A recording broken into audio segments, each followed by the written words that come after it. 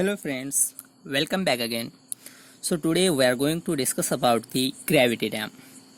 So the gravity dam is a structure which is designed in such a way that its own weight resists the external forces acting on it. There are different type of forces acting on the gravity dam like water pressure, uplift pressure, silt pressure, wave pressure, ice pressure. So there are different pressures acting on the gravity dam. So for resisting or for improving the ability to resist the external forces acting on the gravity dam, there's a drainage gallery provided. This is the drainage gallery which is provided in a gravity dam. So gravity dams are most durable and solid. They require very less maintenance and they can be constructed of masonry or concrete. Here's the cross section of concrete gravity dam. So this is the maximum water level of the concrete gravity dam, and this is the upstream face. It can be vertical or slanting or inclined, and this is the toe and this is heel. So the different forces acting on the gravity dam are discussed here one by one. First one is water pressure, uplift pressure, earthquake pressure, silt pressure, wave pressure, ice pressure, weight of the dam, wind pressure. So all these forces or external forces act on the gravity dam. So first one is the major and first force which acts on the gravity dam is water pressure, because dams are constructed to store the water, and that's why due to excessive storage of the water exerts pressure on the dam wall or upstream side of upstream face of the dam, and it will be inclined or vertical, and this force is calculated as horizontal component and vertical component. So the forces acting on the gravity dam are, they can be in vertical and horizontal direction. So when the upstream side is partly vertical and partly inclined, the resulting water force can be resolved into horizontal and vertical components. Okay, so horizontal component is this one, and this pressure will act at the center of gravity of the dam from the bottom side and at a distance of h by 3. From top side it will be from 2h by 3, and this pressure will be equal to the area of this triangle. Okay, and second component, which is vertical component, is equals to the weight of the dam which exerts pressure. Okay, weight of the dam or weight of water stored, weight of water stored which exerts the pressure. Okay, similarly if there is tailwater on the downstream side, it will have horizontal and vertical components. Okay, so this is the cross section. We have seen the water pressure. Second one is the uplift pressure.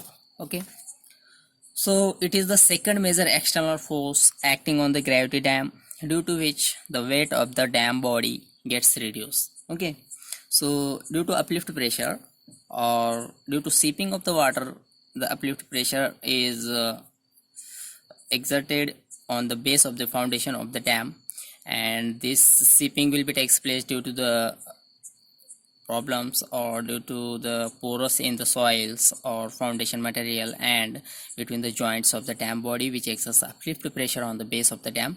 Okay, so according to United States Bureau of Reclamation, USBR, the uplift pressure intensities at the heel and toe should be taken equal to their respective horizontal hydrostatic pressure. Okay, so the at the heel and toe there will be pressure intensities, uplift pressure intensities will be equal to their respective hydrostatic pressure. Okay, next one is water seeping. So the component or the reason behind the uplift pressure, which is water seeping through the pores and features of the foundation material, and second one is water seeping through the joints of the dam body, which exerts the uplift pressure of the dam. Okay, so this is the cross section, and this is the water pressure, and here's the how uplift pressure acts on the dam body. Okay, and this is tail water pressure due to the seepage of the water through the foundation or base of the foundation. Next one is earthquake pressure. An earthquake produces waves which are capable of shaking the earth upon which the dam is resting in every possible direction. Okay, so due to production of the waves which shakes or which can vibrate the earth, due to this the earth gets vibrated or shake, and due to this reason dam also gets shaked. For design purpose, it has to be resolved into vertical and horizontal components. Okay, so there will be acceleration created due to this earthquake waves, and it will be in vertical direction or in horizontal direction. So earthquake pressure is the most important pressure should be considered, and this is a must considered while designing the gravity dam. Okay, so vertical acceleration is when it is acting in the upward direction, then the foundation of dam will be lifted upward and become closer to the body of the dam. Thus the effective weight of the dam will increase, hence the stress developed will be increased. Okay, when the earthquake pressure acts in upward direction, then there will be effective stress will be increased in this case, and when the acceleration acts in downward direction, then it will be the worst condition of the earthquake pressure. Okay, so in the Tehri Dam, which is constructed in Uttarakhand, the village name is Tehri Dam, whose area is 42 km cube, which stores the water in the dam. So there is the 8.5 intensity earthquake is found there by the scientist or geologist at the site.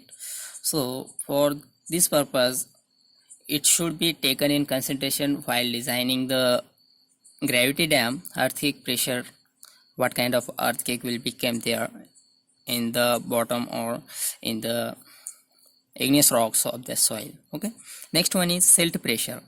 As the time passes, silts get deposited on upstream side of the dam. Okay, so due to the passing of time or after some time, the silts are get deposited on the upstream side of the dam. If h is the height of the dam which is deposited by the silt, the force exerted by the silt in addition to exerted water pressure, force exerted by the silt plus exerted by the water pressure can be represented by Rankins formula. So here is the Rankins formula, which is equal to, this is the area and this is coefficient of the active earth pressure. So silt pressure is nothing but half into gamma submerged into h square into Ka, and it acts at h by 3, which is nothing but the center of gravity of triangle from base, where K is coefficient of active earth pressure, which is equal to 1 minus sin 5 divided by 1 plus sin 5. H is equal to height of soil deposited. Generally, the silt pressure is neglected in most of the gravity dams. Okay. Next one is wave pressure. Waves are generated on the surface of the reservoir by the blowing wind, which causes pressure towards the downstream side. Okay. So due to the blowing wind on the reservoir face or surface, there will be production of the waves takes place, and it will exert pressure or force towards the downstream side of the dam. Wave pressure depends on the wave height. Okay, as the wave height increases, the wave pressure will also be gets increased. Wave height may be given by the equation which is equal to HW is equals to 0.032 root under Vf for fetch or straight length of the water expanse is greater than 32 km, and for less than 32 km it is 0.032 root Vf plus 0.763 minus 0.271 F raised to 3 by 4. So where HW is height of water, V is wind velocity, this is V is wind velocity in kilometer per hour, and F is fetch or straight length of water expanse in kilometer. Next one is ice pressure. The ice which may be formed on the surface of water of reservoir in cold countries may sometimes melt and expand. Okay, in cold countries there will be formation of ice on the surface of the reservoir will take place, and after some time the formed ice cubes or ice, which is whatever the shape it occupied, they gets melted or it will get expand and it will exert the pressure on the dam side. The dam face has to resist the thrust exerted by the expanded ice. So dam should be designed in such a way that it should have ability to resist the force or thrust exerted by the expanded ice. This force acts linearly along the length of the dam and at the reservoir level. Okay, so ice pressure is also the major consideration while designing the gravity dam. Next one is weight of the dam. So the self weight of the dam and its foundation is also major resisting force. It also taken in consideration. For the ease of analysis or calculation, the unit length of the dam is considered. For calculation purpose, the unit length of dam is considered for designing or while computing the self weight of the dam. Okay, and the cross section is divided into different shapes, which are rectangle and triangles, because the shape of dam will be in this way, so it will be divided into triangle and rectangles. Okay, next one is wind pressure. It is the minor force acting on the dams, because dam is that type of structure which doesn't have higher superstructure. Okay, so wind pressure acts on the superstructures and it will be considered 100 to 150 kilogram per meter square, because there is very less height of the superstructure of the dam. Wind pressure is required to be considered only on that portion of superstructure which exposed to the wind action. Okay, so wind pressure is considered when our superstructure is going to be in the under the action of wind, or wind pressure is acting on the superstructure. Okay, generally the wind pressure is taken as 100 to 150 kilogram per meter square for calculation purpose. So for calculation purpose it is taken as 100 to 150 kilogram per meter square. So guys, this is the basic information about the gravity dam and different forces or external forces acting on the dam. I hope you enjoyed the video. Thank you so much.